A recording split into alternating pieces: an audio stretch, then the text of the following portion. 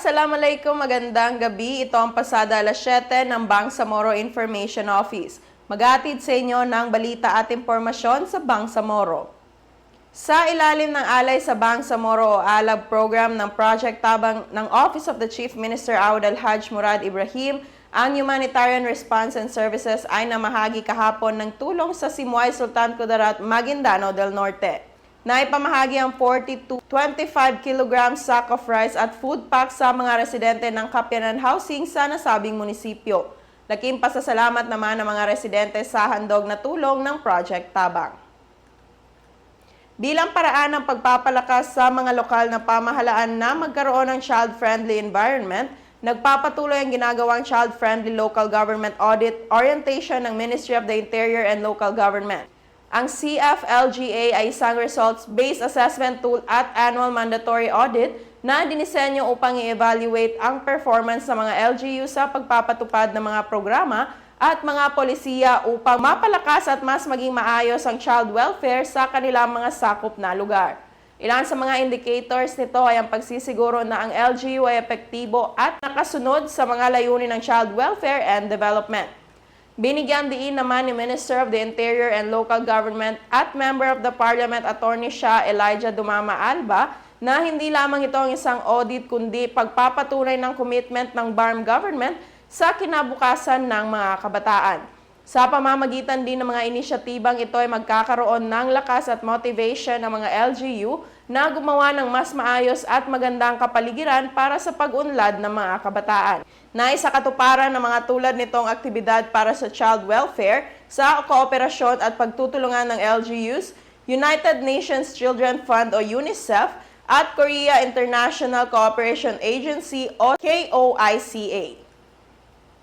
Formal na pong inilabas ng Bangsamoro Information Office ang teaser video ng documentary film na The Transition, an Inside Look at the Bangsamoro Peace Process.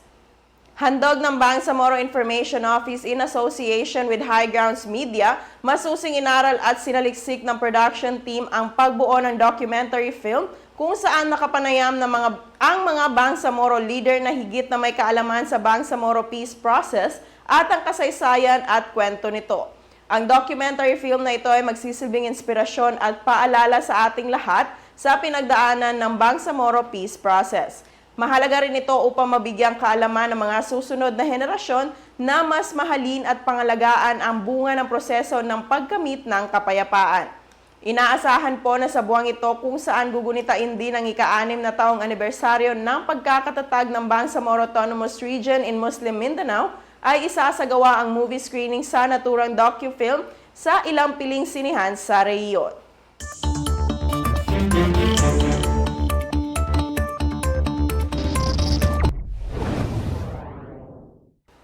Sa ating panahon ngayon, makakaapekto sa panahon sa Mindanao ang localized thunderstorms.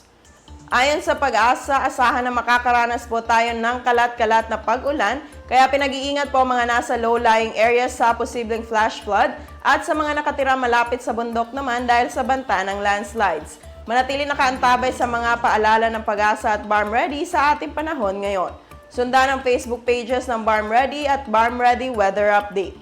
Makikita rin ang mga hotline numbers ng BARM Ready sa inyong screens.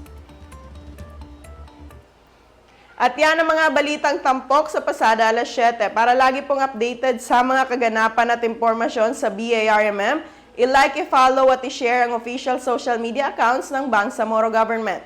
Bisitahin din ang bangsamoro.gov.ph.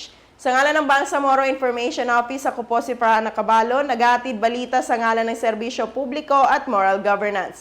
Maraming salamat po, pagpalain ng Bangsamoro.